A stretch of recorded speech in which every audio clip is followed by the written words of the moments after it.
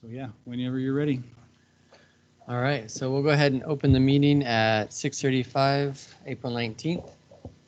Stand for the Pledge of Allegiance.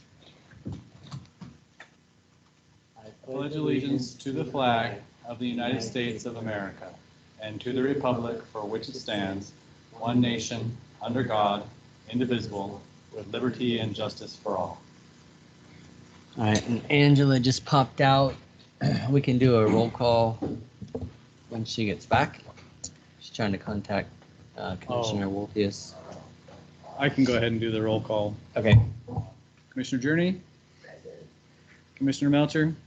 Here. Chair Parker? Here. Commissioner Korn? Here. Commissioner Stevens? Here. Commissioner Wolfius is absent. May pop in at a later time. So there's your roll call. All right, so we're meeting tonight as more of a workshop to start discussing the code provisions and changes in the new municipal code for Sweet Home.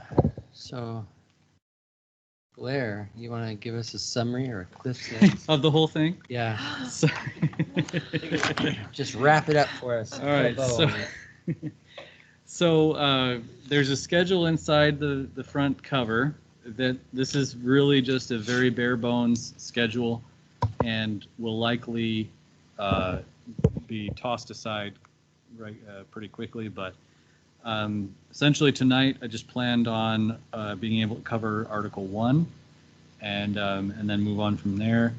We are trying to be respectful of everyone's time, and so when Chair Parker and I talked about putting this together, we wanted to limit each meeting to a maximum of 2 hours. And so the intent for tonight is just to go through Article 1 chronologically in page order. And if we don't get to the end and our time is up and everybody's tired, we'll just push it off to the next meeting. But this, just a little introduction on this draft. It's been in the works for quite a while, but in earnest, just the last probably 6 months or so. Well, actually 9 months probably in earnest.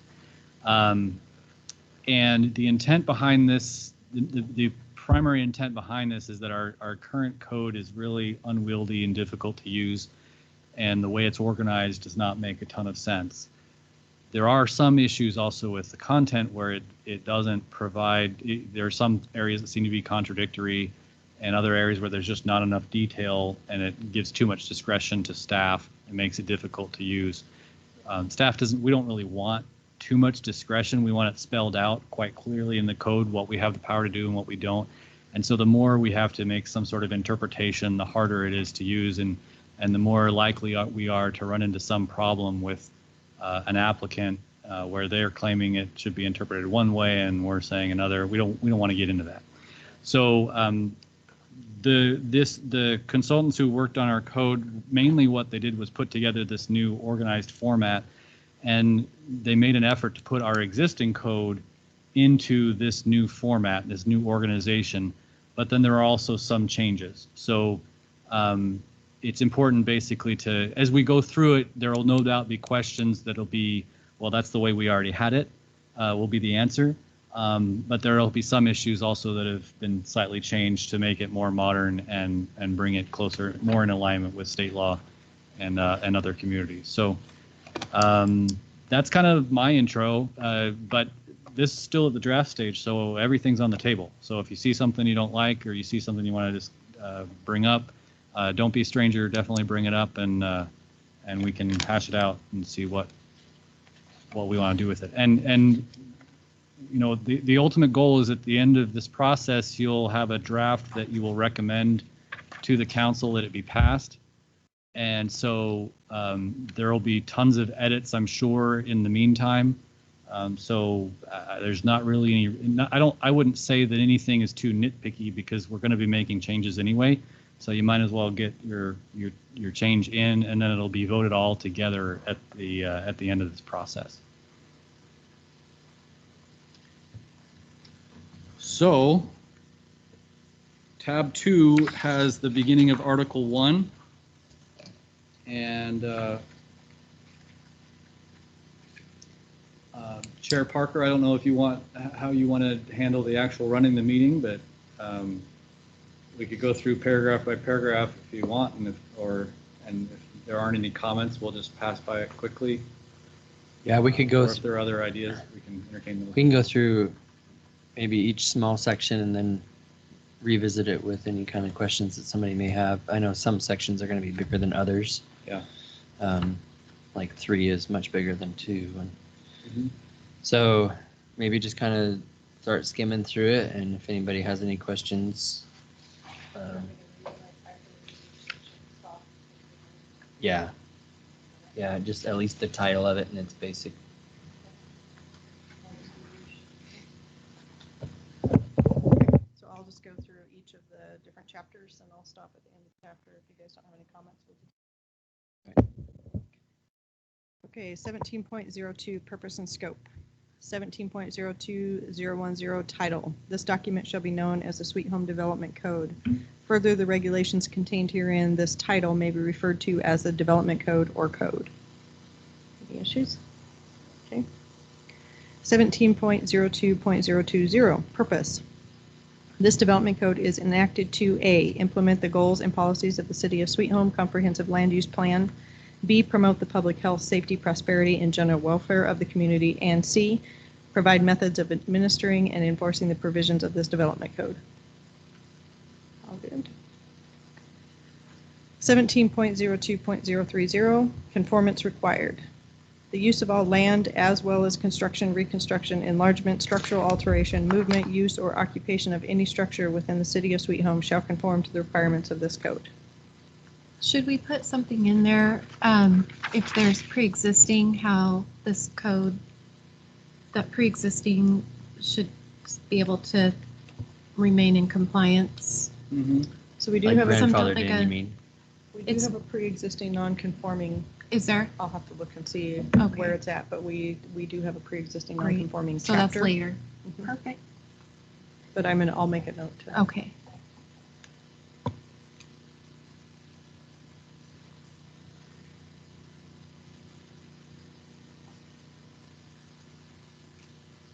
Okay. 17.02.040 administration. The development code shall be administered by the city manager of the City of Sweet Home.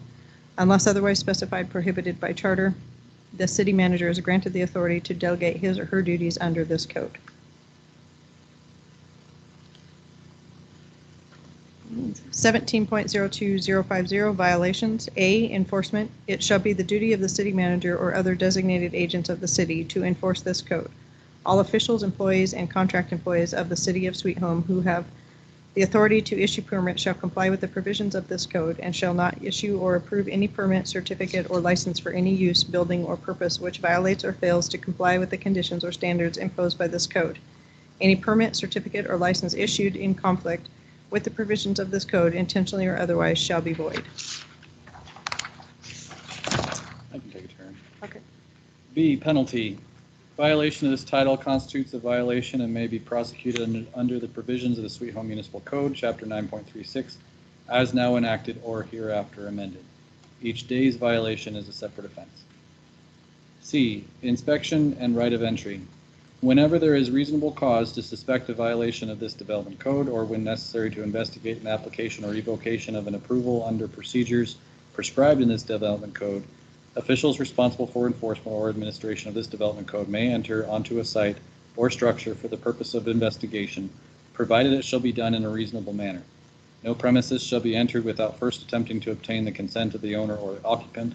If consent cannot be obtained, the responsible official shall secure an inspection warrant from a court of competent jurisdiction before further attempts to gain entry, and shall have recourse to every other remedy provided by law to secure entry. D, alternative remedy. In case the structure is located, constructed, maintained, repaired, altered, or used, or land is used in violation of this title, the structure or land thus in violation shall constitute a nuisance.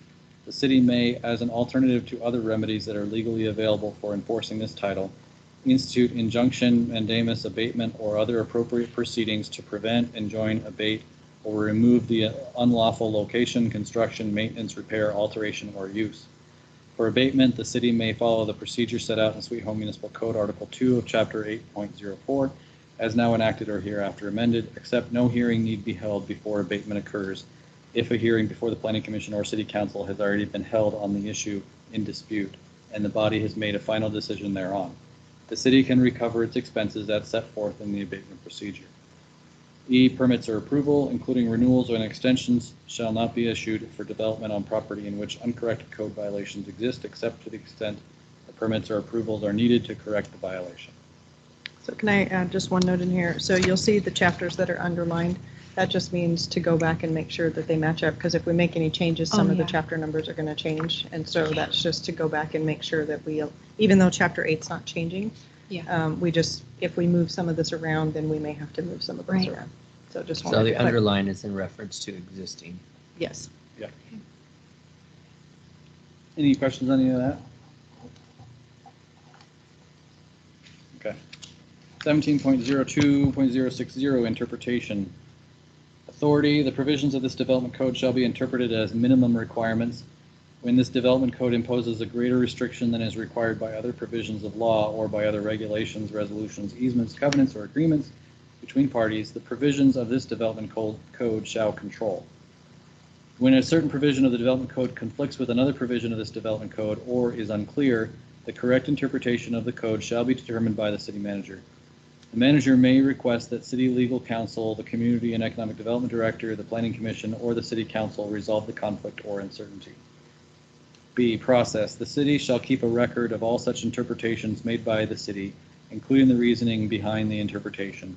Requests by the public for an interpretation shall be processed as a Type 1 application.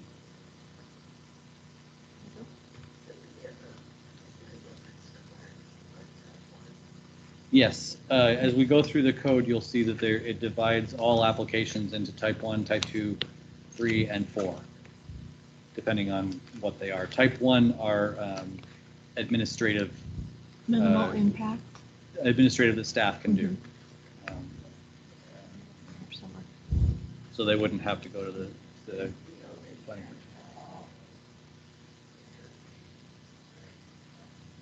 Yeah. Yes. Right. And essentially, every staff report you get on an application is going to have that interpretation in there. And even for administrative decisions, there's a staff report that is filed with everything that has the interpretation. 17.02.070, effect on other public and private regulations and restrictions. It is not the intent of the development code to interfere with other laws or codes relating to the use of structures, vehicles, or land, or relating to the construction or alteration of any buildings or improvements. It is not the intent of this development code to interfere with any easement, deed restriction, covenant, or other legally enforceable restriction imposed on the use or development of land more restrictive than the provisions of this development code. Further, it is not the intent of this development code to enforce deed restrictions, covenants, and similar legal instruments. A lot of this is just the supporting stuff that I'm not sure anybody will have any problem with, but feel free to stop me if you come up with anything. 17.02.080, conflicting regulations. All other codes, ordinances, or parts of codes or ordinances in conflict herewith are hereby repealed. 17.02.090, severability and validity. If any article, section, sentence, clause, or phrase of this development code is held by a court of competent jurisdiction to be invalid for any reason, said decision shall not affect the validity of the remainder of this development code. The City Council of the City of Sweet Home, Oregon hereby declares that it would have adopted this development code and each article, section, sentence, clause, or phrase thereof, irrespective of the fact that any one or more article, section, sentence, clause, or phrases might be declared invalid. 17.02.100, fees. A, purpose. Fees are for the purpose of defraying administrative costs. B, general provisions. Payment. 1, payment. Fees shall be payable at the time of application and shall be as set forth by resolution of the City Council. There shall be no fee required for an application initiated by the Planning Commission or the City Council. 2, failure to pay. The failure to submit the required fee with an application or notice of appeal including return of checks unpaid or other failure of consideration, shall be a defect and result in an incomplete application. 3, refunds. Fees are not refundable unless the application is withdrawn prior to the notification of the application or hearing. 4, fee reduction. The city council may reduce or waive the fees upon showing of just cause to do so. Regarding fees, we typically have a buy one, get the next one half off provision, which would certainly fit under number 4 there. And we don't plan on changing that. So. Yeah. Does this code have a non-discrimination clause in here anywhere? I know some jurisdictions have them. To be honest, I don't recall seeing one, and this would probably be the place where it The could chapter. be. So, Yeah. So the language I pulled from another jurisdiction was, the city shall not discriminate on basis of race, religion, national origin, age, color, gender, sexual orientation, physical disability, or socioeconomic status in the administration or enforcement of this code. Mhm. Would you feel that that could be important I think. in our current climate? I think in this Sure. day and age, it would be. And I also think there's no harm in adding it, even if there wasn't. Just so we can Um, say that, I think it's fairly We're compliant with low-risk that. addition. yeah. I think it's really a good point. I'm really glad you brought it up. Okay. Yeah, absolutely. Would you like to propose then that be added to the Yes. draft? Yep. Okay. Do you, where did you get that language from? Or, So I sat on the code rewrite for City of Lebanon oh, okay, so it's in Lebanon's with code. Walt then? Lindowski. All right, Uh-huh. yeah, we'll talk to Walt about that then. Okay.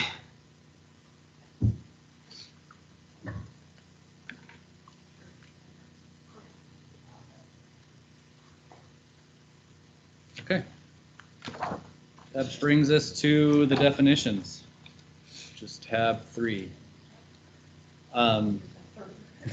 Yeah, there's a few of them.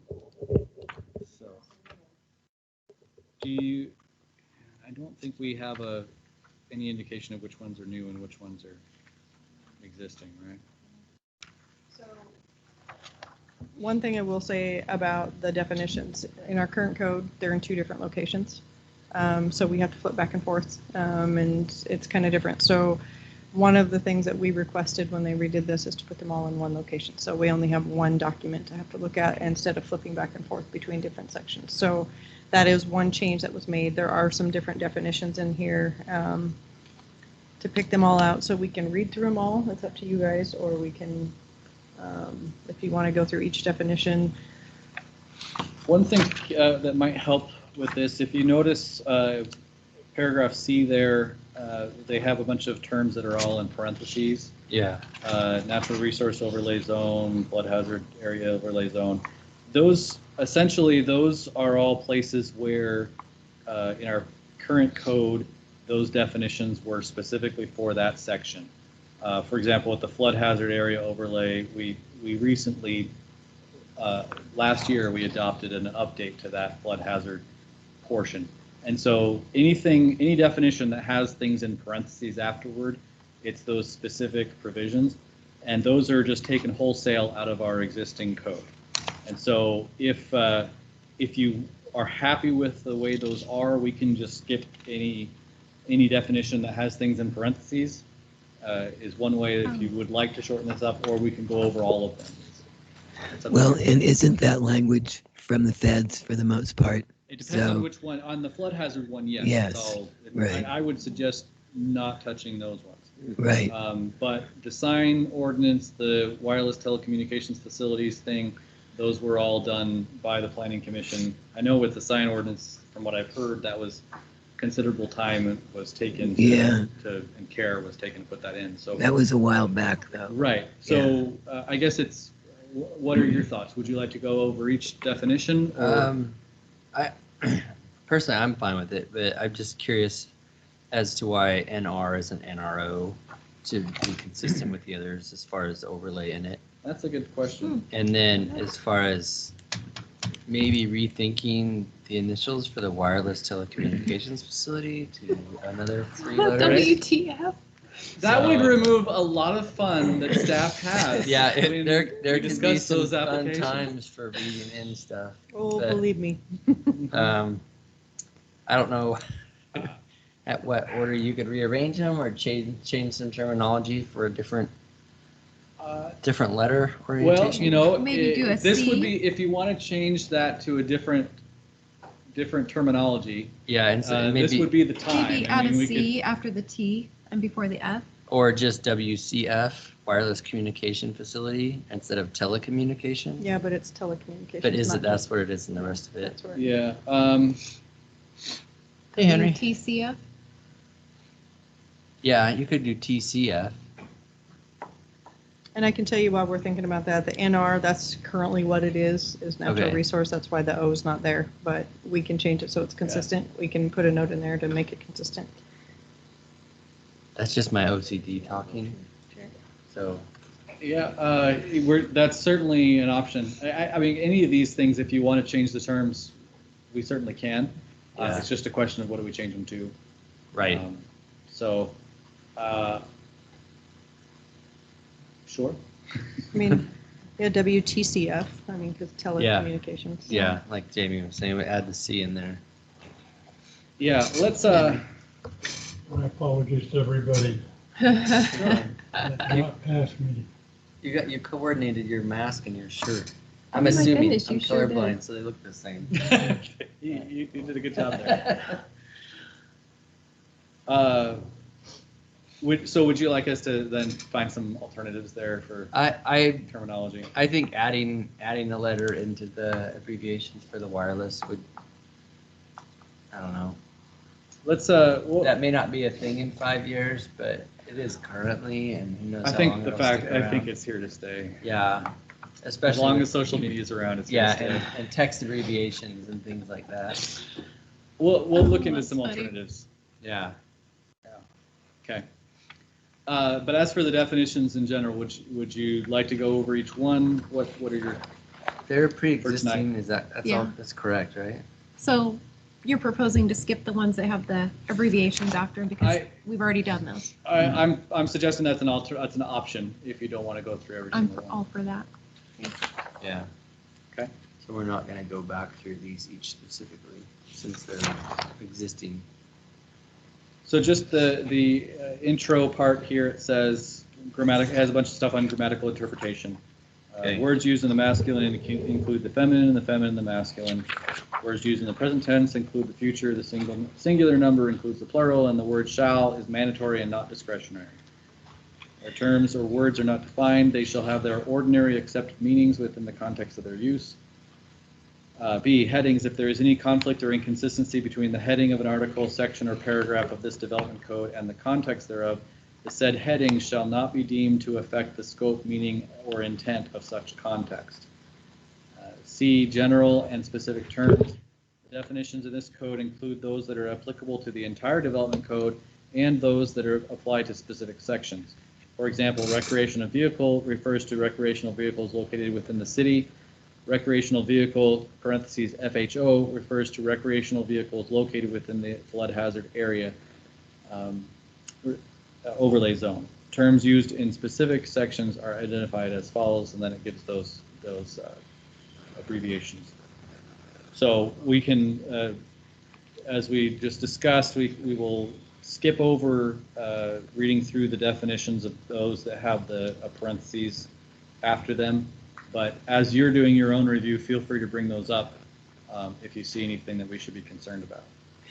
So I have a comment Yeah.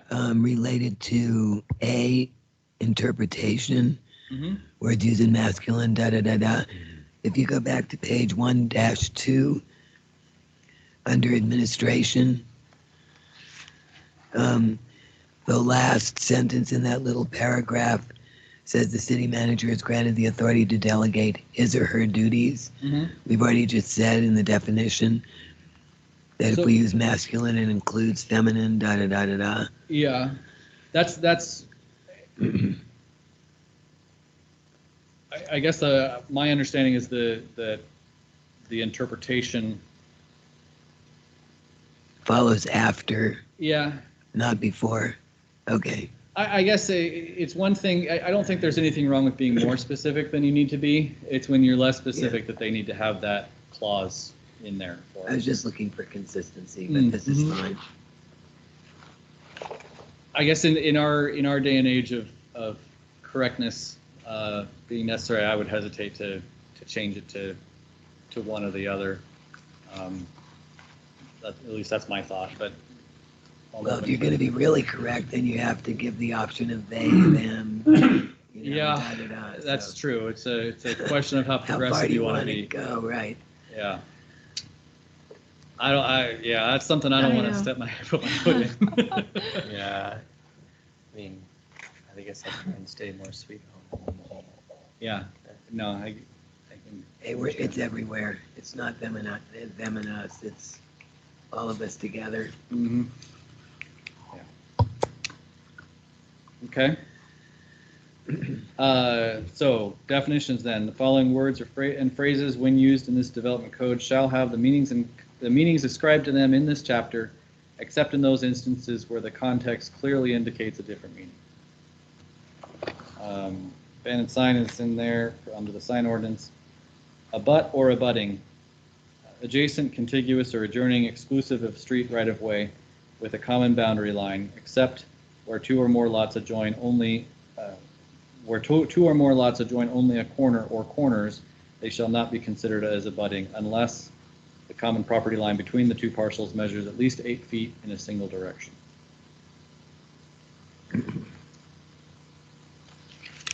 Access is the way or means by which pedestrians, bicycles, and vehicles shall have safe, adequate, and usable ingress and egress to a property. And then we have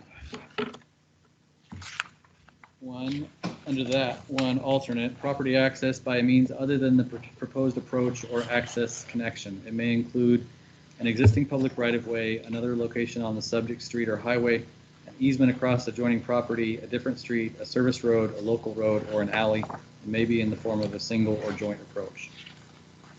Controlled access, control, where the right of access between, access control. So these words come after the word access.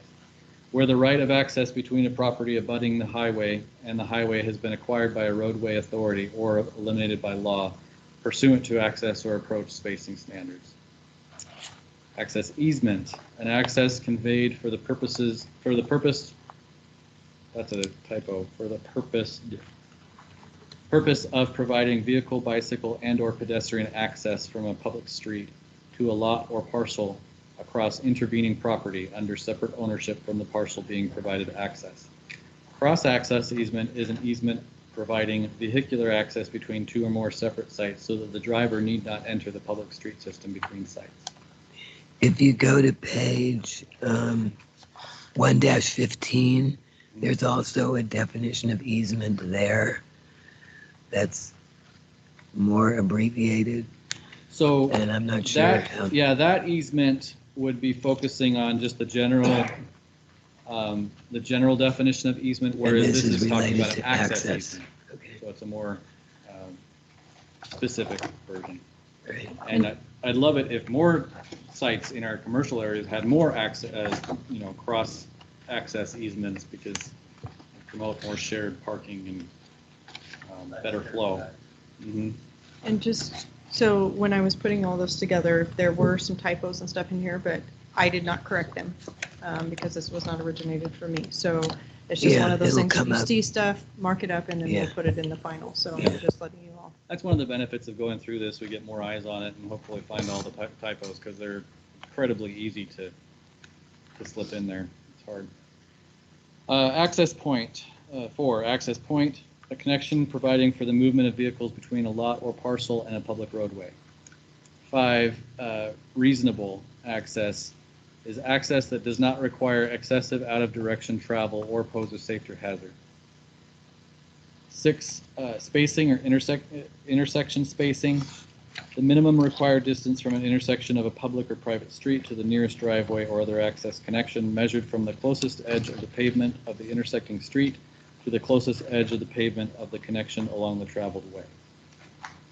7, way, access way, a walkway, or multi-use path connecting two rights-of-way to one another where no vehicle connection is made. Any comment on that? I'll do a couple more and then you can start. Access management, regulation of access to streets, roads, and highways from abutting property and public and private roads and driveways. Accessory building structure, a detached subordinate building or portion of a main building, the use of which is incidental to that of the main building or to the use of the land, but does not include dwellings or living quarters. Accessory use is a use incidental, appropriate, and subordinate to the main use of the parcel, lot, or building. They should, given the fact that they have accessory building defined, and it specifically says it does not include dwellings, I wonder if it might be best to have accessory dwelling Good defined idea. here, whereas it's probably under dwelling. Dwelling accessory. It's on 1-15, Yeah. and there are several dwelling definitions along there. Yeah. I think that was one of the things that we had discussed while we as staff were Looking it over. where we best put. Well- either under dwelling or under accessory dwelling. Well, actually, under dwelling here, I don't see accessory dwellings specified. Am I missing something? Well, dwelling unit is part of it. Yeah. Because Yeah. that's what, well, it used to be, so, and this code, I think it's called accessory dwelling unit. An ADU. It's called dwelling. So we just need to put the accessory back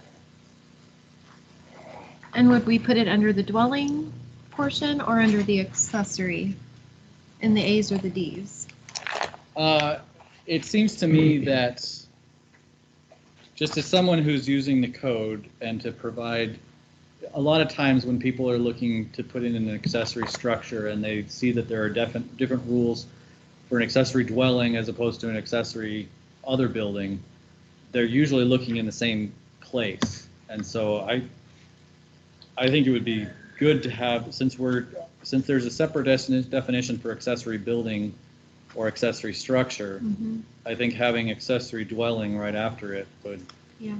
And then make sense. in our current code, it does have it under accessory dwelling. It says an interior attached or detached residential structure that is used in connection with or that is accessory to a single family dwelling. So it's a So- little bit different than this dwelling unit. So would it be amiss to say that we put it in both places? You'd have it as an accessory dwelling and then in dwelling, comma, In my accessory? opinion, as long as the definitions are consistent with each other, I think it's good to have it clear.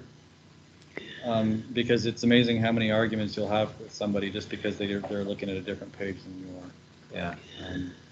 Well, but clearly accessory building is not defined as a dwelling unit. No.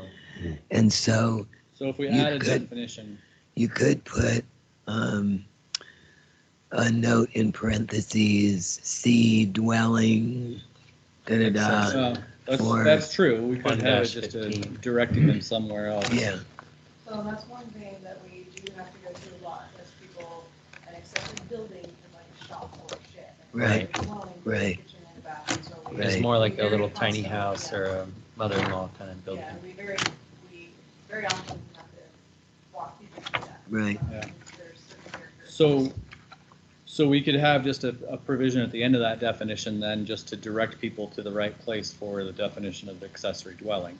Yeah, if that's, and then have accessory dwelling on the other page with dwelling.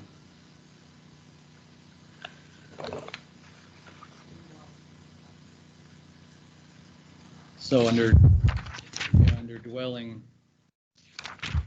17.72010, it's called residential accessory dwelling units. There are no-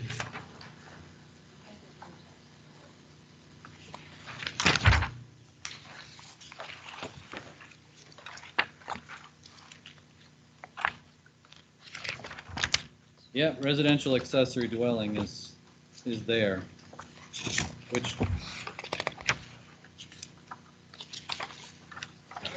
which seems really kind of screwy because residential and dwelling, I mean, Are by the same definition, a thing. dwelling is residential. Right.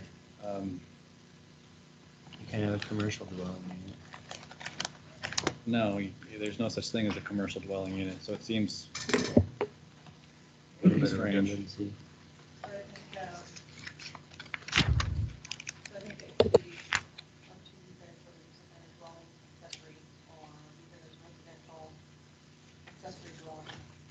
It's following, let's see, I would lean toward dwelling accessory. residential accessory structures in Article 3, and then there's special residential dwellings where we have the residential accessory dwelling unit. So it's kind of all under the accessories. Yeah, it's just a question of which one makes sense, most sense for use. And, I'm Well, not sure that it matters as long as I mean, it's I can clear. tell you when you talk to people about it, it's either an accessory dwelling or an accessory structure. Yep. So, when people come and ask staff about it, Yeah, About there being an extra building on the property. yeah, so it's either accessory structure, accessory dwelling, and then we go through the differences of what that means. so you're thinking it probably should fall under the A's? And well, it's up to you guys, I'm just telling you, when we. I think so too. It's When we kind of interpret in it to the, people, that's how it usually Yeah. goes. So what we could do is just for the definition that says residential accessory dwelling, we just change that to just accessory dwelling, which would move it to right after accessory building. Right. yeah.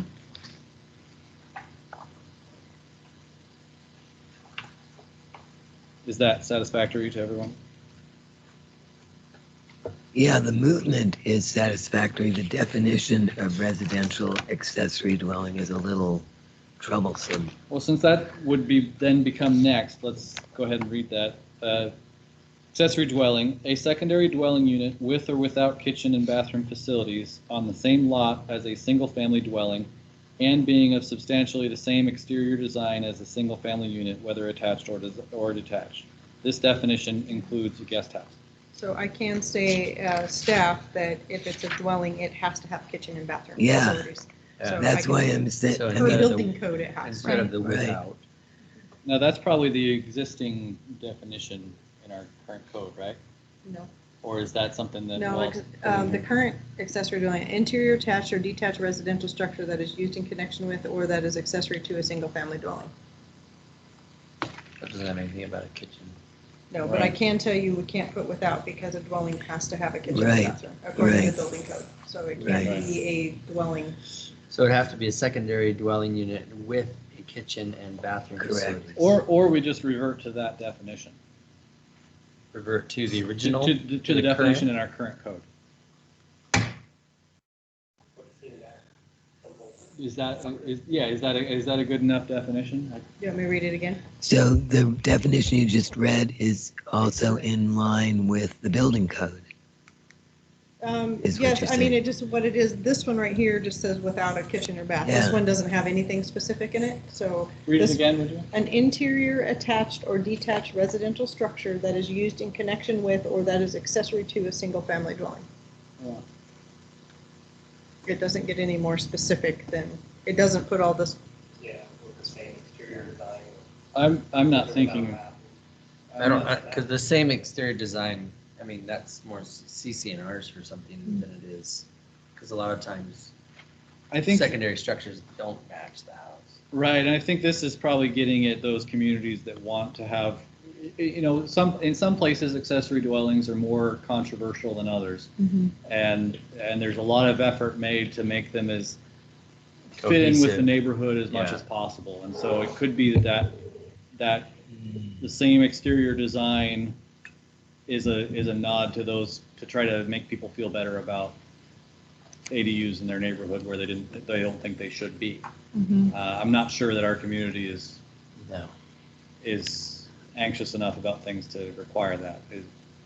But that's your your I purview. mean, wouldn't that open the door to saying that if you were to put up a pole barn, that it would have to be of similar siding and design to the house as well? I mean, Well, Where- pole barn where- would be an accessory building or structure. Yeah. Dwelling. right, And we don't get to say what those look like. no. Which- They can do and- whatever they want. Really, the interior use doesn't have anything to do with what it looks like. Right. No. I kind of like the verbiage for kitchen and bathroom in there, but, I mean, which differentiates it from, or clarifies it from being something else other than like a separate building for a home-based business. And I know that that is an accessory structure and not a dwelling, but just to even throw a little more clarity at it. Yeah, an accessory dwelling does have to have those in it. So. Yeah. So if you like, we can go with the existing definition in our existing code, but add the detail that kitchens Kitchen and and bathrooms bathroom. are required. Or Which to be they are considered under- an accessory dwelling. you know, Right. They already are required, and so we're just kind of, it makes it more clear to the applicant. Yeah. Yeah, I think that's important, and I think it's good that we're having a discussion about the being of substantially the same exterior design, because I think there probably are people who are concerned about that. I don't know if that's a minority of the community, but I think most people consider what structure they want to put up and how it looks on the property. I mean, it's a big investment for people. Mhm. And so, how it looks visually is an issue. And, if you look at tiny homes, they come in all kinds of sizes, shapes, and styles. But so I just want to bring that up as discussion. I don't know that it's really wise to say it needs to conform, because then how are you, I mean, you all don't want to measure that No. and have criteria for you. So then it just becomes an opinion, and then that's not good. So probably best to leave it out, but So do we, oh, go ahead. Oh, I was just saying, so we're looking at keeping the current definition, adding kitchens and bathrooms. Other than that, we're gonna omit a majority of the new one. So let me read this out just so we can see how this, okay. Okay.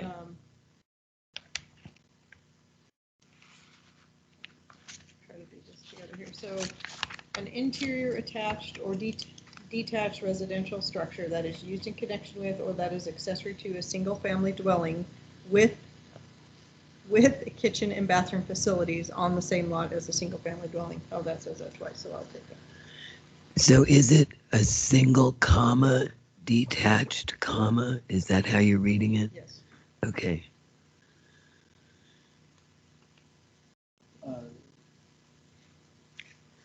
Yes, an interior attached or detached residential structure that is used in connection with, comma, or that is accessory to, comma, Well, a single family. Should it be So a I'm thinking single about family interior attached. Would that include?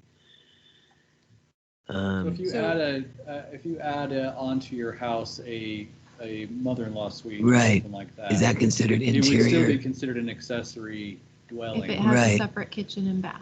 Yeah. Right. So an interior also would be attic, basement, Yes. attached would be, Which, you make one attached, and detached would be like a separate building outside, like you could convert your garage. Right, so interior comma, attached comma, or detached. So- Okay. Okay. I find myself, what I'm thinking about is this language of the kitchen and bath thing, and I'm starting to think that maybe saying with or without kitchen and bathroom facilities is good to keep in there. And the reason why is because the reason why we require that is because it's in building code. But also having the language there makes it clear to an applicant or somebody who wants to add that space that doesn't matter what you're adding to your lot, if people are going to be living in it, this is what it is. And you have to go get a building permit. And then the you have to building get a building code permit, which is says going to this. tell you have to have a kitchen Yeah. or bath in it. Right. 'Cause- And building you- code could change. Yeah, because you have applicants who are trying to make things as cheap as possible all the time, no matter what. And so they're going to be looking at, well, if I build this structure, I'll claim it's a shed, but I'm really going to make it a bedroom. And that way I have an extra room that I can either have my family member stay in or I can rent out or something like that. I guess it doesn't hurt to have more opportunities to remind those people that really you should have a bathroom in that, and you should have a kitchen in that. Yeah, And- and I guess the hard part is that a lot of times, at least with the county, it's still very difficult to have a house with 2 kitchens. They still Mhm. fight it a lot, because I've done several house plans that have had 2 kitchens in it, nothing, for no more purpose than to have a canning kitchen. Mm-hmm. And they still throw up, it's still quite a hurdle and extra letters from the applicant. I wonder what we would do. And I'll verify with Molly tomorrow because I think there are circumstances, but I'll have to verify with her in building code where, like, if you were to convert an attic, you could share a kitchen. I remember her and I having a conversation, but I wouldn't want to quote me Yeah, on because that. I mean, sharing So a I kitchen, can, then I'll you're just, verify that with her. yeah, you're and just see. adding a bedroom, and I mean, there's Okay. no additional building code in regards to that. I'll verify in building code and just see if that's an option. Okay. I think the kitchen and bath verbiage, I think you'll find will have to probably stay, but I mean, we can do the research. I think it's harmless to let it stay, and it Yes. possibly is a benefit. Yes. I think it remaining would be quite good in the long run. Okay. So we, So, so are we going back to just keeping this whole definition the way it is? Minus the exterior design. Okay. I mean, I would like that personally, like when I build my shop, it will match the design and exterior of my house, but not everybody thinks along the same lines. I guarantee all my neighbors would not do that. Mhm. They would just throw up the quickest, cheapest structure they could. So So, add the old definition to this one. What about the definition about guest house? Does that really need to be in there? I mean, we're not talking about, part-time versus full-time living. well, I guess that might be something, say I mean, I have space on my lot where I've thought about putting an accessory dwelling, right? Only the question in our mind has been, what do we need that for? And it would be nice to have it as guest quarters for people who come to visit us. But we would probably use Airbnb in the meantime to utilize that. I can see some people trying to get around the requirements by saying, well, it's not really an accessory dwelling because nobody's going to be living there full time. They'll argue it, but it's not. Still should be in the same category. And I guess that's the purpose of having that in the definition. It's like, even if you're thinking a guest house, you still need to do this. Okay, so as far as like, I mean, you couldn't have anybody throw anything saying, well, it's only occupied 25% of the calendar year. It doesn't matter. Right. No, yeah, that's not the point of how Whether often it's an people are there. accessory dwelling full-time or whether it's an accessory dwelling 10 days out of the Yeah. year, 'Cause it's if I- still an accessory dwelling. By that, yeah, because a snowbird might be out of their house 6 months Right. out of the year. That's still a dwelling, right? But, yeah. I think you just turned your mic off. oops, There you go. the whole issue of temporal factor just doesn't fit for what you all are doing. So I think that should be out. So is there consensus then that we would have the definition would be moved to right after accessory building, accessory dwelling, Mhm. and then we're going to use this definition that's currently in residential accessory dwelling. We're gonna- Right, adding the language for kitchen and bathroom. Okay, So we're gonna use the old definition and add, kitchen and bath. and then with the guest house. The guest house portion of it. Yeah. I think for clarity at this point, probably. Okay. Any other comments on that? Should we move on?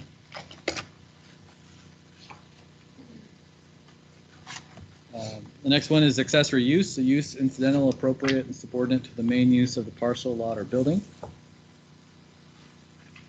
Access way, an unobstructed way or required width containing a paved drive or roadway which provides vehicular access within a development. So as Yeah. far as, I mean, it would have to be paved, would it, if it were a gravel drive?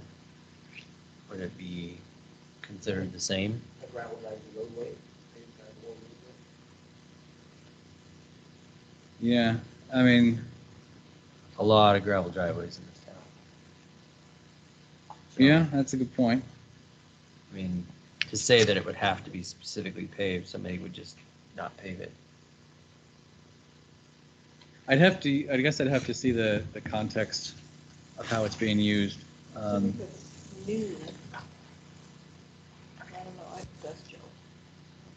Yeah, if it's new, I mean, they have to have so much, the 20-foot surface, or Yeah. hard surface. But if the road's much longer than that, But substantially. hard surface approach and roadway are two different things. So, Right. And this says roadway in there, so. Yeah, this is within a development, so it's multiple buildings. Vehicular access within among multiple buildings. So,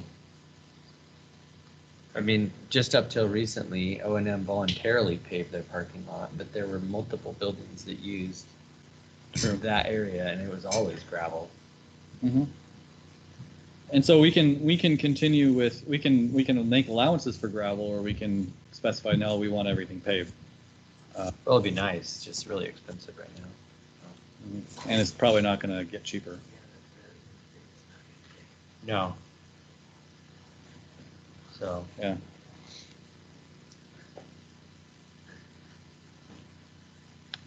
Ray, if you have any comments, feel free to chime in. I just thought it would be rude if I will. and say hello if I was here. excellent. Thanks. Well, and there's, I mean, yeah. I mean, I would guess that this access way is basically talking about any future improvements and not so much going back over current stuff we have in town. Mhm. Like certain streets like Harding, which is barely pavement.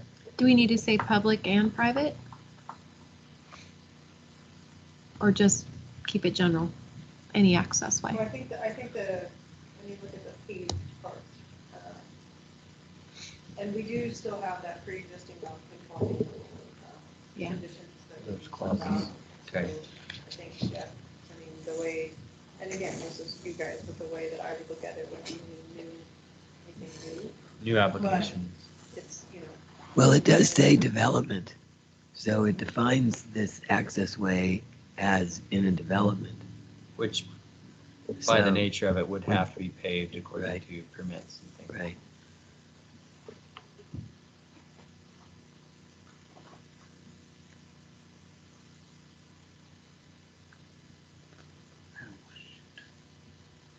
Well, if it's within a development, it should be paved. Agreed. So leave it as this. Yeah. Adjacent, in near or close proximity, in near or close proximity. Adequate access means direct routes of travel between destinations. Adequate area, space sufficient to provide all required public services to standards in this development code. Adverse means acting against or contrary to as to cause harmful interference or conflict. Adverse impact means an impact that is detrimental to or contrary to the desired effect or so opposed as to cause harmful interference. Negative effect that is detrimental to the public welfare or injurious to people, property, or the community environment. Agriculture, the use of land typically larger than 1 acre for the primary purpose of deriving income from growing plants, crops, orchards, or fruit production. Alley, a minor public or private access way affording only secondary means of access to the back or side of property otherwise abutting a public street. Altered or alteration means any change or repair which is intended to prolong the life of a supporting component of a building such as bearing walls, columns, beams, or girders, or any excavation, grading, or contouring of land which changes the topography, slope, and or drainage flow from natural conditions. Altered sign, altered HPO. Amusement or recreational services.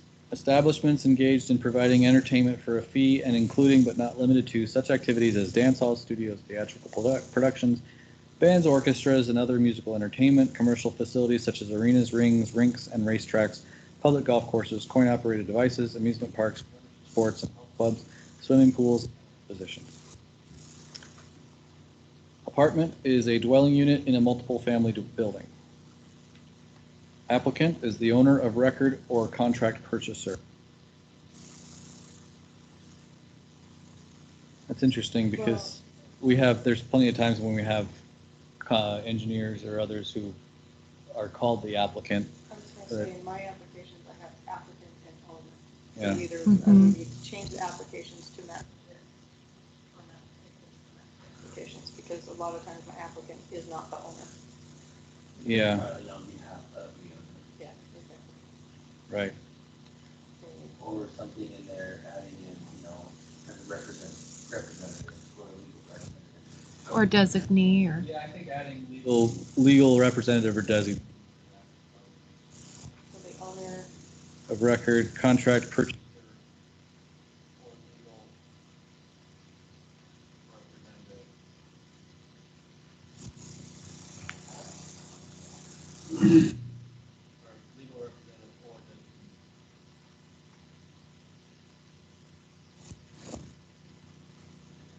Okay. Appeal, a request for a review by a higher review authority of any land use decision or interpretation of any provision of the code. Appeal FHO is a different definition. Tell you what, I'll finish the A's and you can do B. Approach or driveway approach, that portion of land which accesses onto a public or private street. Approval authority is the person or body authorized to make application decisions. Antenna, that's in WTF. There's flooding, flood, WTF.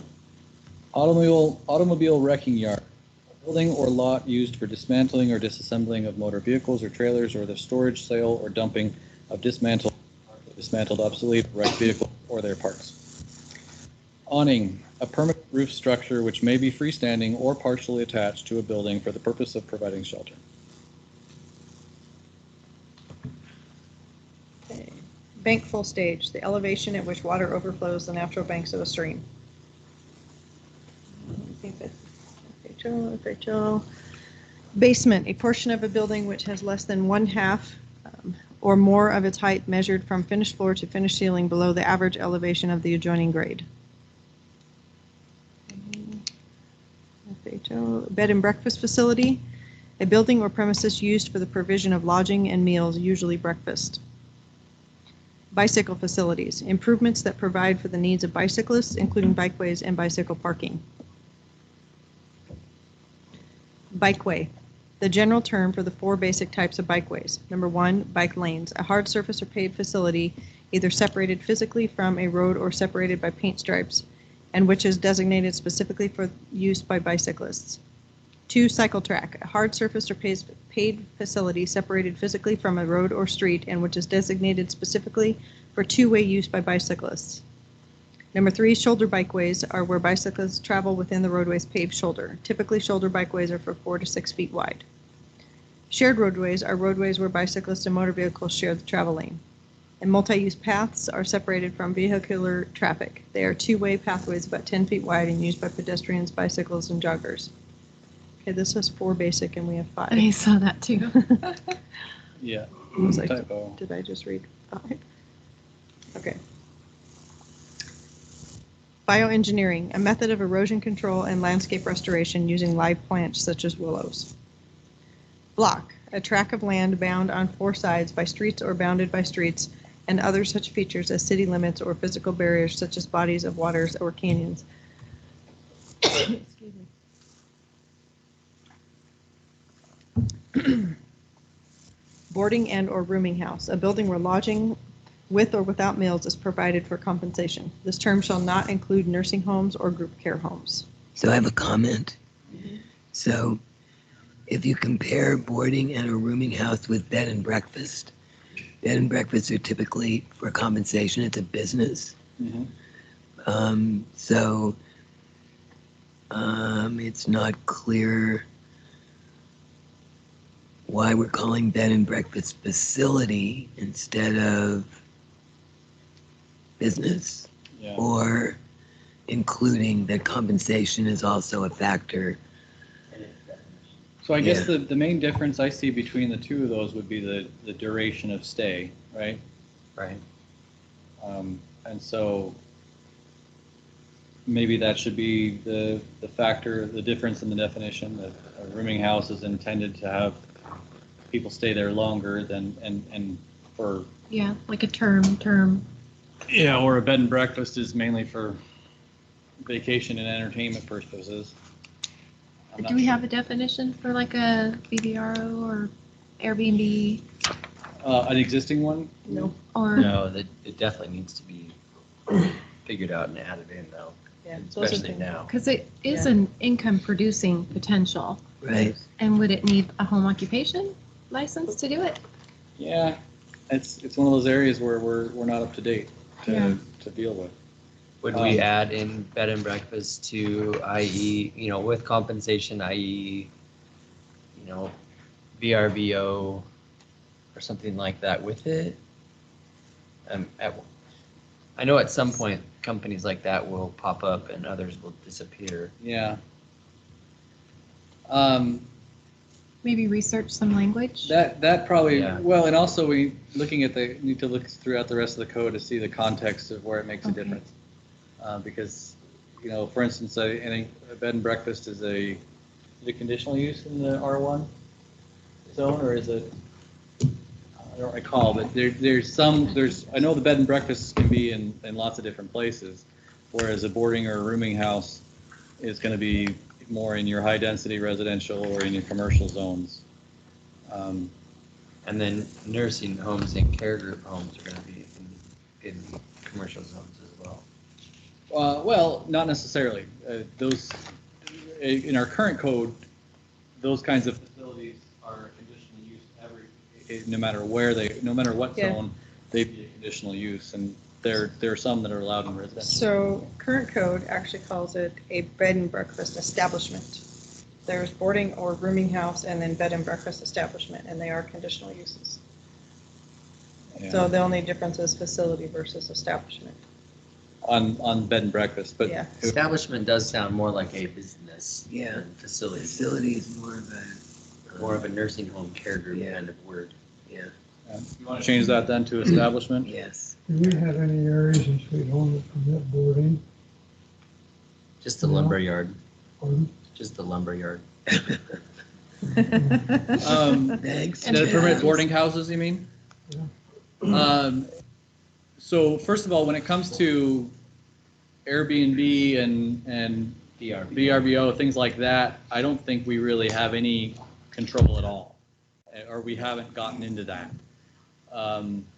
When it comes to, the defined boarding rooming house, I know that our current code contemplates them. I don't know if we have any that actually exist. But you could get one built in the right place, I think, if you wanted to. So I know that people have talked about it, especially during like Jamboree time and whatnot, of having, boarding houses which would be the VRBOs and stuff. Yeah. But we don't have code for it yet. And so Yeah, that was one of the okay. reasons why we wanted to make sure that, Something like that is well done could be somewhat of an answer to the homeless problem. At least a bridging program for sure. I mean, it's certainly it's usually a lower cost housing, certainly, that's more affordable for a lot of folks. I think we'd have to look in the context of the zones and see where if it's allowed outright anywhere, or if it's a conditional use. To be honest, I'm off the top of my head, I don't recall. We can do some looking around and see what we can find. A lot of times too, with that, going back to the Airbnbs and VRBOs, a lot of times those are just people's homes. They're not Right. home, and they Mhm. Right. send them out, so they're not Right. separate buildings meant for just that purpose. Right. Yeah, so- I don't think it's a big issue, and until it becomes a big issue, then we can deal with it then. And maybe if it's secondary use, again, an accessory use to the main living on property, if you have that accessory structure to rent out to Airbnb. But if some people build homes that they just rent out, True. and it's just a single family dwelling. So right now in the C3 zone, which is I think that's the commercial neighborhood commercial zone. I don't think we have any. That a rooming house or a boarding house is outright permitted. And if we had a C3 zone, it would be in a transition area, Yeah. right between, We might have one kind square. of more like a Long Street type location. like It's a one conditional use in the R1 zone and probably most other. So I currently have, we're changing bed and breakfast to establishment instead of facility. Were we right. making any changes to the boarding or rooming house, or we're just kind of looking at the differences between I them? think the original question was the concern of what the difference is between a boarding house and a rooming house and a bed and breakfast. It wasn't that your. Yeah, length of Yeah. stay, I think, was kind of the determining. So do we need to add any detail to the definition to differentiate them? So I wasn't thinking about putting in language for a length of stay because I think that's too complicated for you. Okay. But I was just wondering why, if we were talking about compensation for boarding at a rooming house, why we haven't included an establishment that that provides services for compensation. I mean, So you could you- take compensation out of both of definitions. I don't know that it really matters, but it's inconsistent to have one, So we need to take it out of one or add it to the other. something like that. And Yeah, they both have it. yeah. And they both are a business. I mean, there's no reason not to add compensation to bed and breakfast establishment. Yeah. On the other hand, yeah, And then I guess you throw in, is it monetary compensation? What if we did have a boarding facility or establishment Yeah. for some homeless Mhm. and that it wouldn't have compensation? It so, was ran on grants or, right, those it wouldn't be defined that same way. It would be under a definition, different More like a definition. shelter Okay. kind of.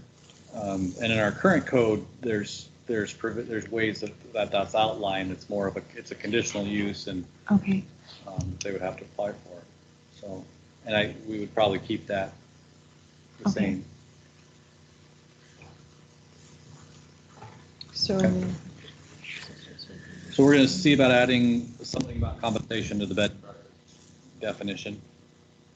Yeah, and I disagree with Greg about, well, it's not a problem now, so we shouldn't deal with it. I think we should be ready for when it does come to the city and, it shows that we've thought about it, we have a plan.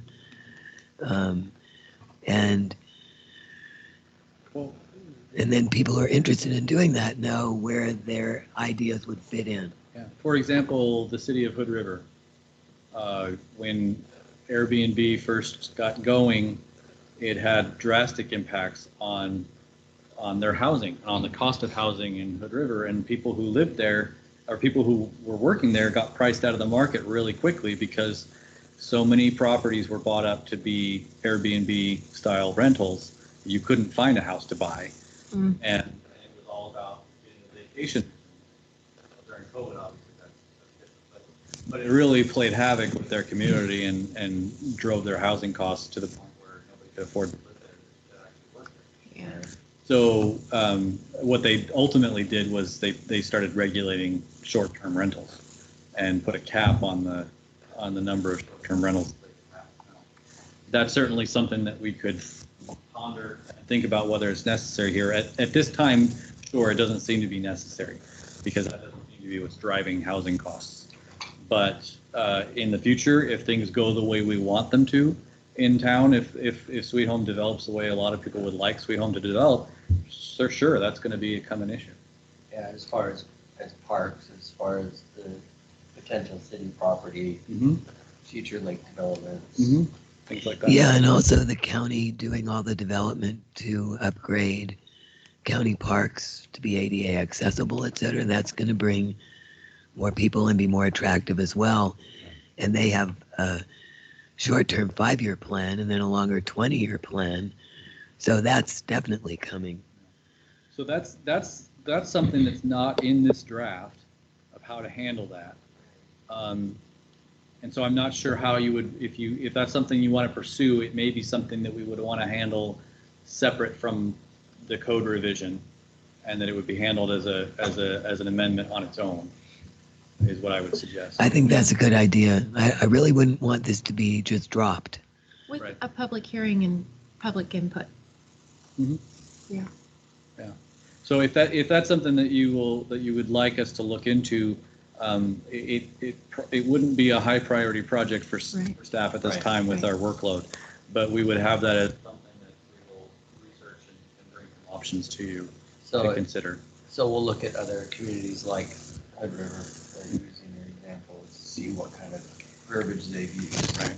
And it may be that we find regulations that are outside the land use arena and more in just city code, in which case it'd be something for, if we went that route, it would be something to bring before the council and have them consider as Yeah. as an ordinance.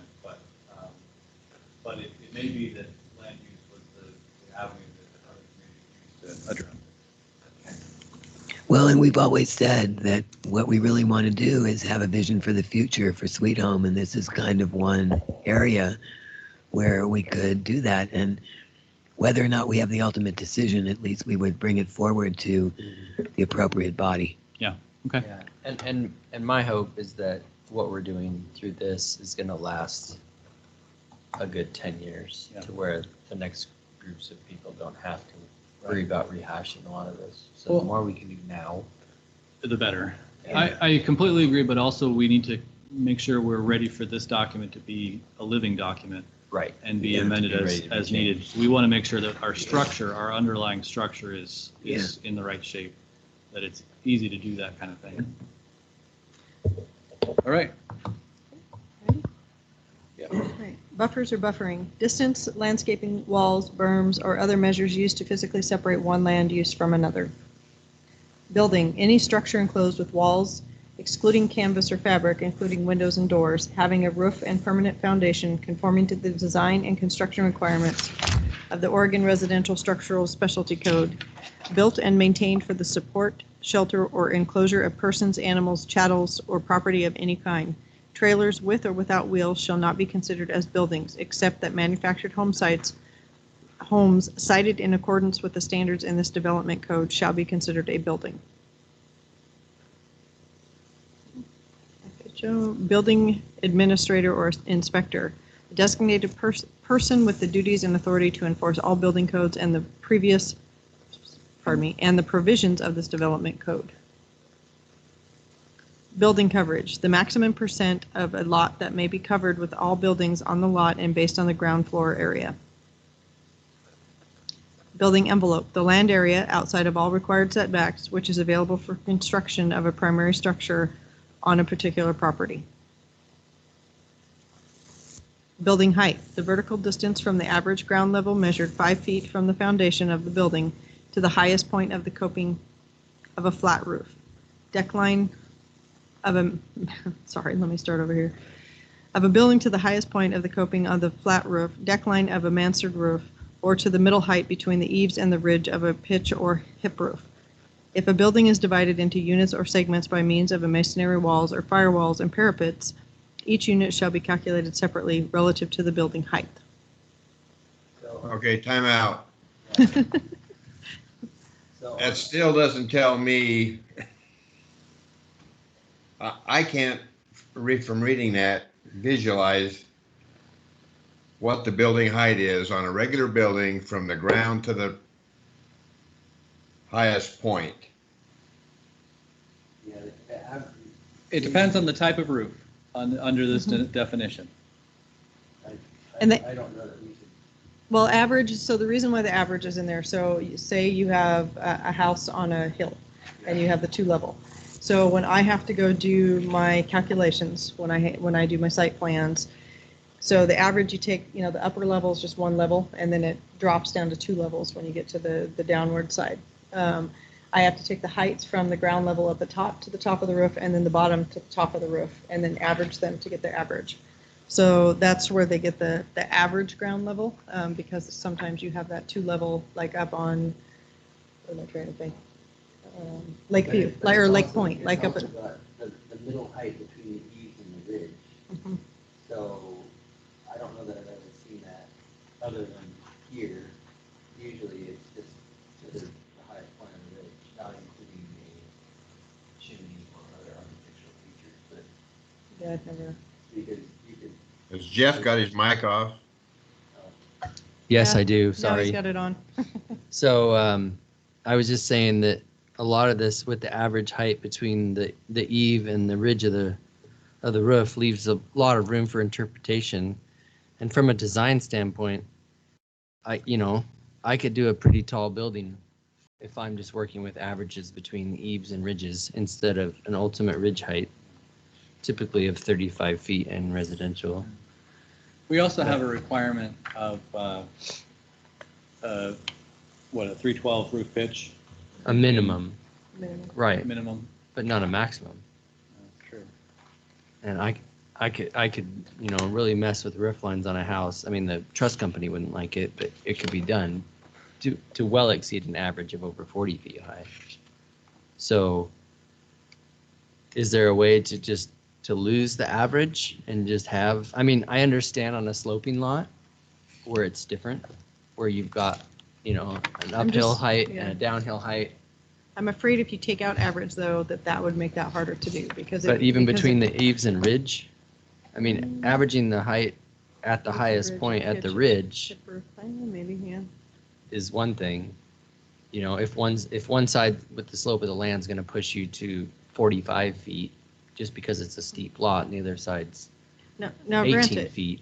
whatever you guys decide, if we change this, I can always change the checklist and the applications to match what the code is. Right. So I'm just relaying what we currently have. So if I need to change what we currently have, I'm all for it. So my question is, what's the standard language? I mean, clearly, What do you mean of the 5 feet from the foundation? I think, I'd have to have Molly here because I don't do the building stuff, so. I mean, I don't really think that it's necessarily up to us to make this decision fit whatever our concept is, because every municipality has a definition here. Should we say something as defined by whatever building code our municipality follows, international building code, or? Yeah, whether it's Yeah. ABC As or it's defined by- Oregon's. Yeah, there's got to be some Whatever, higher instead of- authority that, right, exactly. I think most Oregon municipalities that I've dealt with have a residential maximum building height of 35 feet. And there are provisions in there for sloped lots, and it has a little formula or calculation similar Usually to an what, average of the. yeah, similar to what Angela described. So funny enough, in our old code, we don't have a definition for building height. We just have that as our checklist in our building, On the application. in our building checklist. Well, there's yeah. a requirement in the code that. There is a requirement, but It doesn't define. it doesn't define it. Which is a problem. Yeah. I was trying to Building code compare the does define definitions, it. but we don't have a definition. Like in the- there. So ICC or, ICC does have a Yeah. definition of building height. And I it think could be even that this is IBC already does. tracking that, but. Yeah. Yeah. Let's mark that as something that we'll research Mhm. and get back to you on. okay.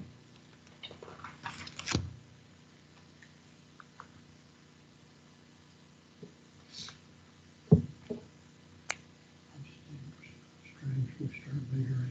I'm not sure where the 5 feet from the foundation of the building. there is I ordinances. mean, that could be all interpreted by how far it sticks out of the ground, whether it's, I did a house in Newport where the foundation stuck out of the ground 5 feet.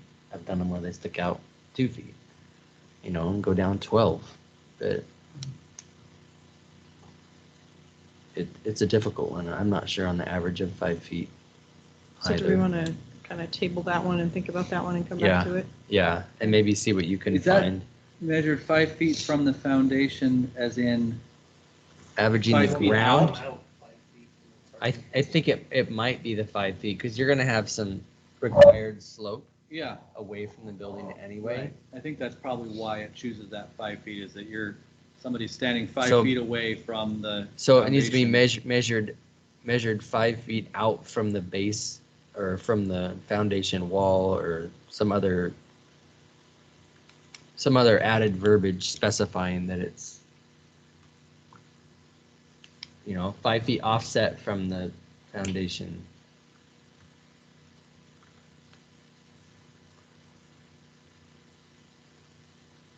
I'm not sure how exactly that would look, but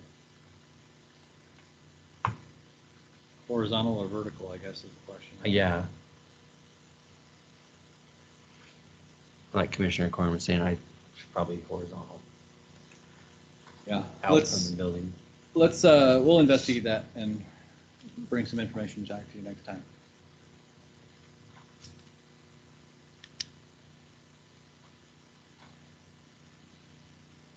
Okay.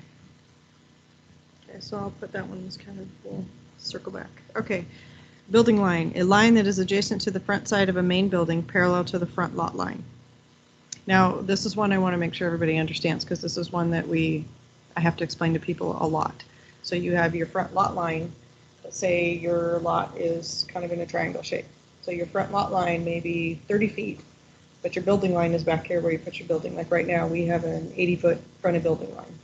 So the front lot line may be 30, but where your house is, it's got to be 80. So I just want to make sure everybody understands the definition because it is one that I have to explain. Okay. So as long as you all are fine and understand that, so. Building official, an individual empowered by the city council to administer and enforce building regulations.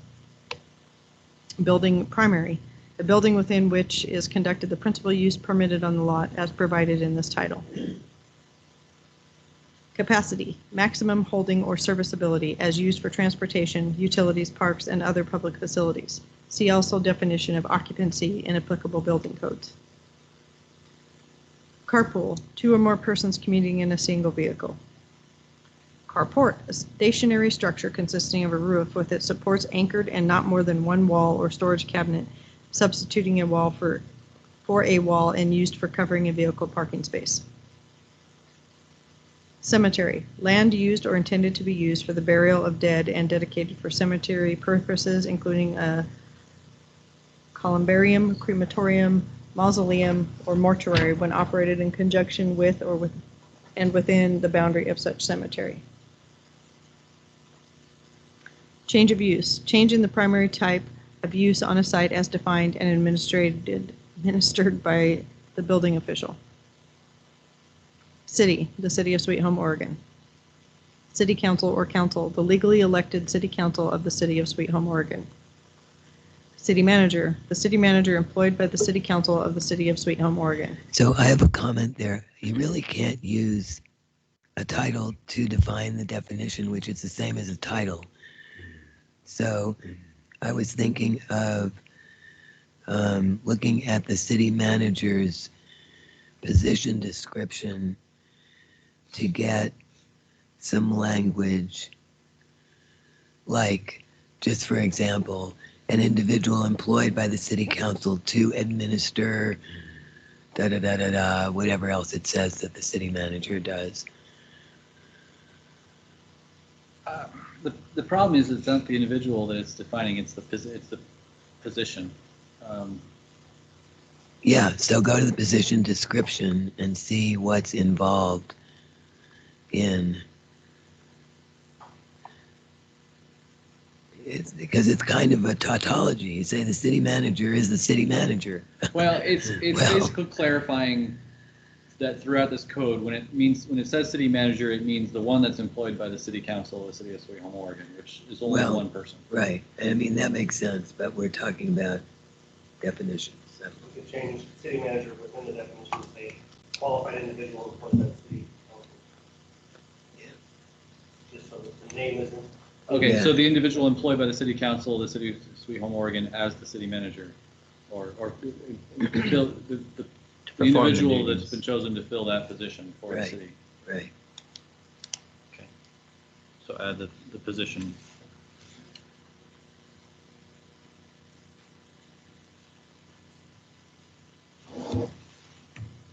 The city manager, the individual, or just taking out city manager and putting individual?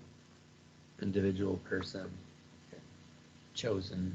You could say the individual employed by the the city council of the city of Sweet Home, Oregon as the city manager. Okay.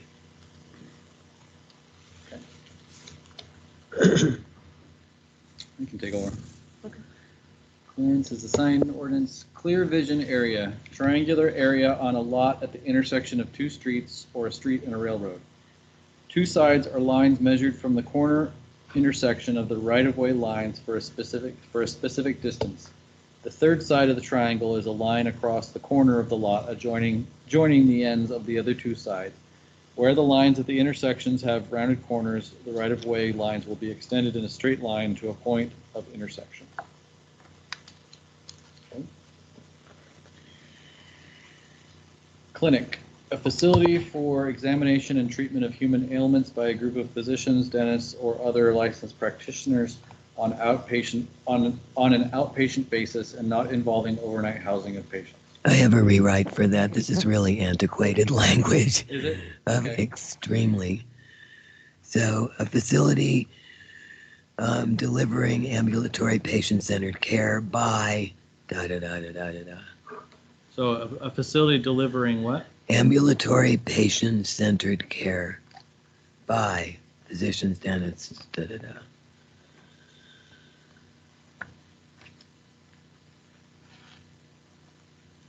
Because there's a lot of preventive health care that goes on. It's not just people with ailments. So that would Because they're- mean, that would read, a facility delivering ambulatory patient-centered care By, by a group of physicians, dentists, or other licensed practitioners on an outpatient basis and not including overnight housing of patients. yeah, and it doesn't even have to be, well, depends how you read a group of physicians, dentists. You could just say by physicians, dentists. Right, so eliminate a group Yeah, of, yeah. Just a physician. It could be an individual, right? Or as an office in a clinic. so we could, yeah, it could be physician bracket S, dentist bracket S, or other Right. licensed practitioner Practitioners. bracket S on an outpatient basis and not involving overnight housing of patients. Right, and that's actually what ambulatory means. Oh, not overnight? Yeah. So, I'm wondering if we want to specify that or get rid of the overnight housing of patients, or if that's something that helps people who don't know what ambulatory means. That's what I'm saying. Yeah. I think the redundancy here might be a Yes, good it idea. might be good, yes. Okay. Because I wouldn't have. No. It's also good. I'd say most of Sweet Home wouldn't know. It's also good to word that in a way that it can be preventative care and they're not always treating ailments. Right. Mhm, Okay. yeah. All right. Clinic, large animal. A business establishment in which veterinary services are rendered to large animals, including livestock, on an outpatient basis with no overnight boarding. Clinic, small animal. A business establishment in which veterinary services are rendered to small domestic pets on an outpatient basis with no overnight boarding. Let's talk a minute. So do we have some other definition elsewhere that will allow the overnight boarding because the vets, small and large, need that often?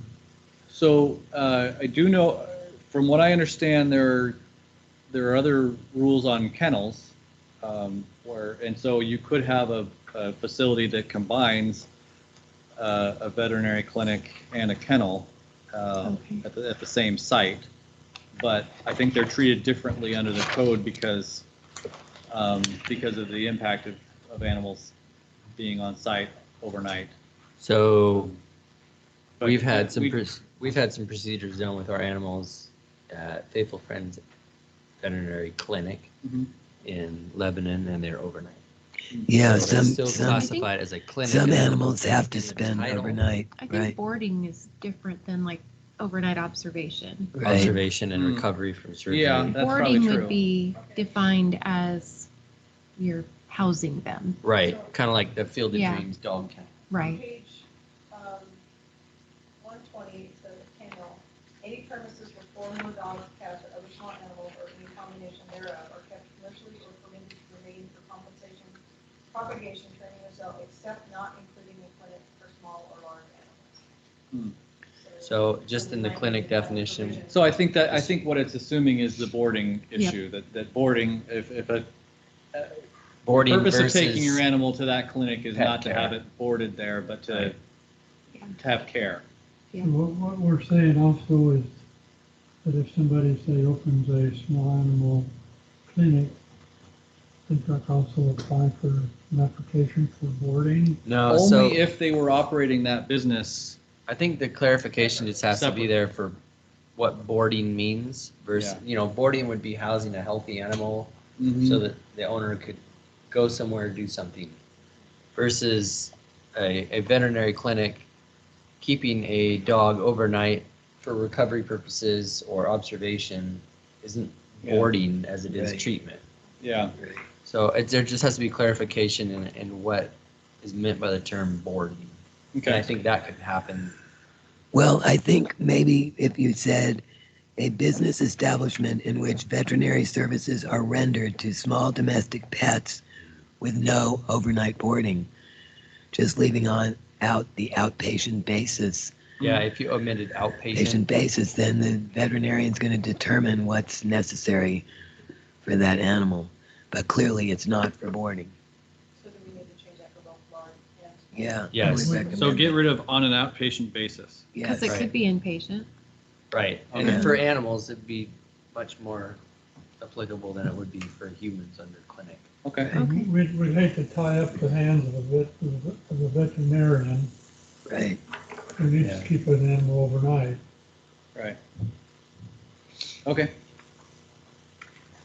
Club, a facility owned or operated for a social, fraternal, religious, educational, or recreational purpose to which membership is required for participation and which is neither operated primarily for profit nor to render a service which is customarily carried on by a business. So, WTF. Community center. A facility owned and operated by a governmental agency or a nonprofit community organization which is open to any resident of the neighborhood in which the facility is located or to any resident of the city or surrounding area, provided that the primary purpose of the facility is for assembly and provided further that no permanent or temporary commercial eating or drinking facilities shall be operated on the premises. So that makes me think about the senior center, which has a kitchen and serves food. Right, but it's not a commercial, It's not a restaurant. it's not a commercial eating or drinking facility. They may have a commercial kitchen, which is a term used by building code, Okay. but that's not our land use definition. Okay. Community and Economic Development Director, the Community and Economic Development Director for the City of Sweet Home, Oregon. So that's kind of my same Yeah. issue as the city manager. So the individual who manages, directs, administers the community and economic development for the city of Sweet Home. That's kind of what I came up with. Maybe just the individual holding the position of, Okay, fine.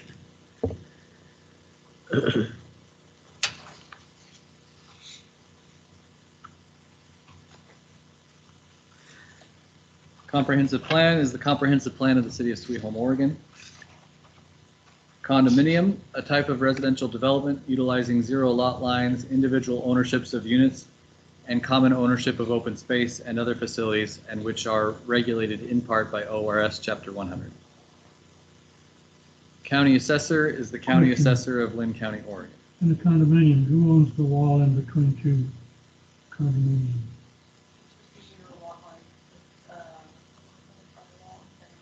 I think, Most of them are required to have firewalls. Right Yeah. now it's called an attached single-family dwelling. They're not called, in our current code, they're called detached single-family dwelling. So, I don't know, the building code. I believe, yeah, it would probably, I believe it's up to the firewall. But I don't, that's, I mean, for our purposes, we're not so much concerned about who owns the wall because that's not a land use thing. We just care about where the lot line is. and whether that's was approved use for that zone and all that. Well, typically the lot line runs down the center of that wall, so it'd be just like two adjoining lot lines. That wall is their lot line, and so they share that lot line. So who owns it, I don't know that, but it's. If you have two neighbors build a fence exactly on their lot line and they both contribute half the cost of the fence, who owns the fence? The person It's that kind of the has money. same. What's that? The person that has the money, because my neighbors aren't helping. I mean, it's kind of the same principle. If you want something I dealt specific. with it in the last couple of weeks, so. Oh, okay. Oh, yeah. That, you might want to find a lawyer on that rather than a I land use person. built my fences 6 inches on my side. Right. Which causes problems in the future for other folks too, because they start taking all their measurements off their fence line, assuming You it's know, the they proper don't line. get their surveys done. It's not my fault. All right, curb line, a line indicating the edge of the vehicular roadway within the overall right of way. Wait, curb line is on there. Yeah, why are there twice. 2 curb lines? And then curb line, the face of the curb that delineates the roadway line from block to block, excluding pedestrian and parking bulb outs. That's very. Should it be? interesting. Should the second one be? No, that first one would have to be a curved face alphabetically. We'll have to look into that one because that's strange.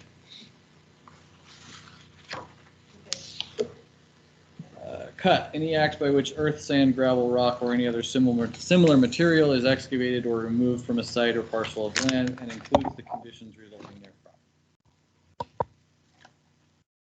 Daycare facility, an institution, establishment, or place appropriately licensed by the state of Oregon and not part of a public school system, in which are commonly received 3 or more children for the purpose of being given board, care, or training apart from their parents or guardians for compensation or reward. Day nursery, any institution, establishment, or place, including nursery schools or private kindergartens, in which are commonly received at one time 3 or more children not of common parentage under the age of 6 years for a period or periods not exceeding 12 years for the purpose of being given board, care, or training apart from their parents or guardians for compensation or reward.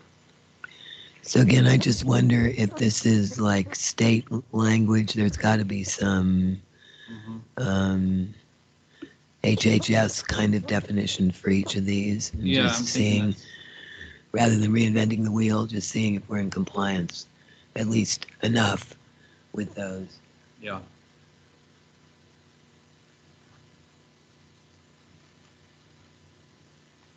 Okay. Declarant, the person who files a declaration under ORS 92.075. Declaration, the instrument described in ORS 92.075 by which the subdivision or partition plat was created. Dedication, the designation of land by its owner for any public use as reflected on a subdivision or partition plat, deed, or other recording with the county. The term may also be used for dedications to a private homeowners association. Delineation, an analysis of a resource by a qualified professional that determines its boundary according to an approved methodology. Demolish. Density, the number of residential dwelling units per acre of land. 1. Gross density is calculated based on the total property acreage of each tax lot multiplied by the allowed units per acre. 2. Net density is calculated on the total acres minus any floodplain dedicated right-of-way. There's a typo there on right-of-way. Or other proposed or required dedications or allocations of land to uses other than the allowed residential units except garages and other typical residential accessory uses. Development, any human-caused change to improved or unimproved real estate, including but not limited to buildings or other structures, mining, dredging, filling, grading, paving, excavating, or drilling operations. Skip the FHO definition. Discretionary, a permit action or decision that involves substantial judgment or discretion. Display surface, the area made available by the sign structure for the purpose of displaying the message. I wonder if that goes in the sign ordinance. We need to check on that. DLCD is the Oregon Department of Land Conservation and Development, also known as lots of other four-letter words.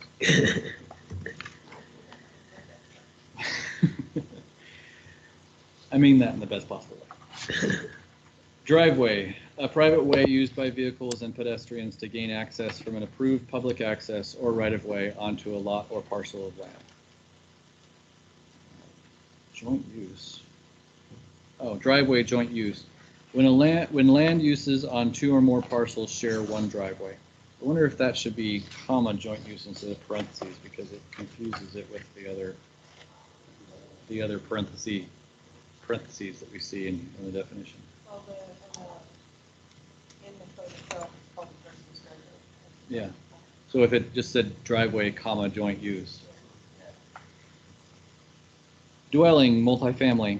A building or portion thereof designed for occupancy by three or more families living independently of each other, with the number of families in residence not exceeding the number of dwelling units provided. Dwelling, single family. A detached building or manufactured home designed for and occupied by not more than one family and containing one dwelling unit, excluding tents, teepees, travel trailers, and other similar uses. I think it was interesting they have to be so specific as to mention teepee, because I wouldn't have guessed that one. And that's perfectly unacceptable. Don't know. Or culturally insensitive, maybe that's a better term. They didn't say yurt, so. Yeah. Maybe because it doesn't require a building permit Mm-hmm. and a single family would. Yeah. Dwelling, single family attached. Two or more single family dwelling units with common end walls. Dwelling, two family, parentheses, duplex. A building designed or used as two attached residential dwelling units, neither of which meets the definition of an accessory dwelling unit. Dwelling unit, a building or portion thereof designed with one or more rooms for residential purposes by not more than one family and including a kitchen and bathroom. A recreational vehicle is not a dwelling unit. Easement, a grant of the right to use a strip of land for designated purposes. Encroachment, advancement of a surrounding or adjacent use or structure onto another property, right-of-way, or a natural resource or hazard.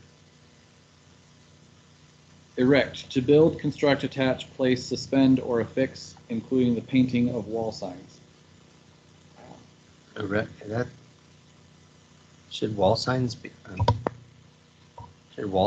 part of that? Or should that be in the sign ordinance? My guess is that it needs to be that specific in order to capture certain activities. That you want to make sure that nobody can weasel out of getting a permit just because they're only doing paint or something like that. So you have to get a permit to do a wall mural? I'm not sure. What I would have to look at is how is the word used elsewhere in the code before I would remove that. But we can investigate that if you'd like. I would say a mural should require some sort of review or a permit, don't you think? It's just like somebody could paint their house an audacious purple color. And I mean, they don't have to have a permit for that. So if you wanted to Yeah. paint a flower on your house, If this is specifically wall signs, which is meant for sign, Yeah. then I think that's probably why they put that in there, and not Hmm. just a mural on their house. that's why I was wondering if it should be in the Yeah. sign stuff and not Yeah. to erect a wall sign, Yeah. a painted wall sign. Would you like us to do some investigation on that? Just to see if anybody else has ever used that. Yeah, because That way. if we have questions, then somebody else is going to come along at some point and present it to you as Right. well. So Yeah, we'll check on that. Excavation, the removal of organic or inorganic material, such as soil, sand, sediment, muck, by human action. Exposed illumination, a light source that is seen, such as neon, fiber optics, LED, bare bulbs, or similar light sources. External illumination, an external light source directed to illuminate the exterior surface of the sign.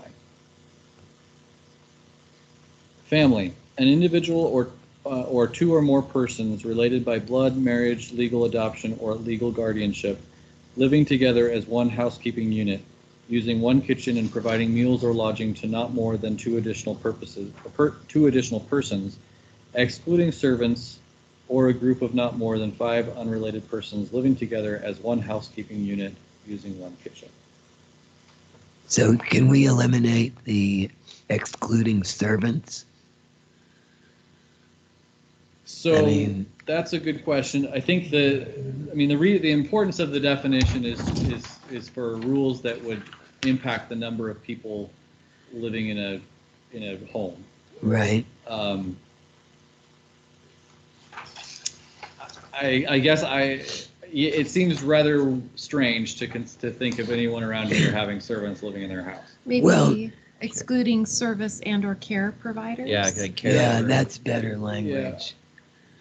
I think that probably works Because better. there's in-home care Yeah. where people come in and live in the home with. or the an au person pair they're or caring something for. like that. Right. Yeah. People So- don't have servants anymore. Throw out an example. We have a home in our neighborhood, but I think several individuals have either gone in together to buy it, they're not related. Mhm. They all drive a big logging pickup. Every one of them. Right. And under this, that would be okay as long Right. as there's no more than And 5 of them Right, living together as one housekeeping unit. right. Um, So So, people that go in together to buy a home is quite a little different situation than an R1 residence. Right. unfortunately, I don't know that we can do much about how people purchase a home, because there's investors and so forth that purchase homes. I'm not sure that we could do much more than this definition when it comes to restricting that. Just throwing it out, think about it. I agree it's a problem. It's just one that I don't know how to fix, because of the unintended consequences of. And if they're using it as a rental, and maybe one person bought it and is renting out rooms. I know my son has a couple homes in Medford, and he doesn't rent them. They're residential homes. He buys 4-bedroom homes and he rents out each room Right. to students. Mhm. So there's a lot of vehicles, Mhm. unfortunately, And that there, come and go. and there's some cities that have creative ways of attacking that problem with the. If they're violating an ordinance like noise, Right. or I don't know, what else? Yeah. Is 5 typically a typical number for no more than 5 unrelated persons living together? I mean, is that what other communities have as I a don't know. threshold? Yeah, I'm not sure if this is a fairly typical or not. It's something that we can look into. Yeah, look into that. I'm just curious, where did the 5 come from? Why You're not? You're just defining a family. You're not saying how many people can own the house or live there. And I would say when it comes to the 5 unrelated, like my daughter and her boyfriend. Turn your mic on. Sorry. So, yeah, the house that she lives in, there's 2 couples and then a single person, which actually makes 5. 5, right. So, and they have 3 bedrooms, but there's still 5 people living there, so I can see where that number, they could potentially have 6. So I can see where that Well, number comes from. they're but- unrelated until Yeah. one of them gets married. And to there's the other. domestic relationships that aren't married, Right. that technically aren't. So I can see where that Family could unit. come around, where they just popped in the number 5, I don't know, but Yeah. In this day and age, I would just be very careful with any definition, because Yeah. I'm Even, guaranteed there's even going to be in the somebody who's definition gonna, of marriage, well, right. Mhm. that's an attack at this point. So, on this, ending with this family, it seems like a good place to kind of maybe put a pin in it for tonight. Yeah, we're at 8:26 now. So we have a we're at the top of a new page, so we're not halfway through something. But yeah, we're approaching our 2 hours. But everybody, thank you so much for coming. Yeah, thank you. I'm glad that we can go over this, and I like the fact that we are engaging each other in this conversation and thinking about how people are going to think of this next year, and 5 years, and 10 years. So thank you so much, and I look forward to seeing what everybody's ready for next time. Do you guys have anything you want to add before we? My last comment would just be when it comes to the format of this meeting tonight, this is the first time I've ever done something like this, and for Angela as well, and I guess for all of you as well. So if you have suggestions as to how to handle the format of these meetings in the future, this is our very first one. If there's things that you think worked well or things that didn't work well, let us know, and let's Well, make sure I know this that works. it's very tedious for you and Angela to be reading it all, but it does give us time to read it as you're going along, find the typos, look at verbiage, things that don't sound right to us. And I know that maybe at some legal point, having it all read into record probably benefits us in the long run. And I've done a lot of review of policies and procedures over the years, and this is fine. It is tedious, but We knew that's, going into this that it was yeah, gonna have some that's the nature of the work. tedious to it. I just want to make sure you're happy with how it's going, and we're reflecting your wishes on this format. So we're Well, happy not to having handle it. done this before, and Jamie's probably got one up on us on this, but this for me is helpful. Mhm. So Okay. We Yeah. will continue in this style then.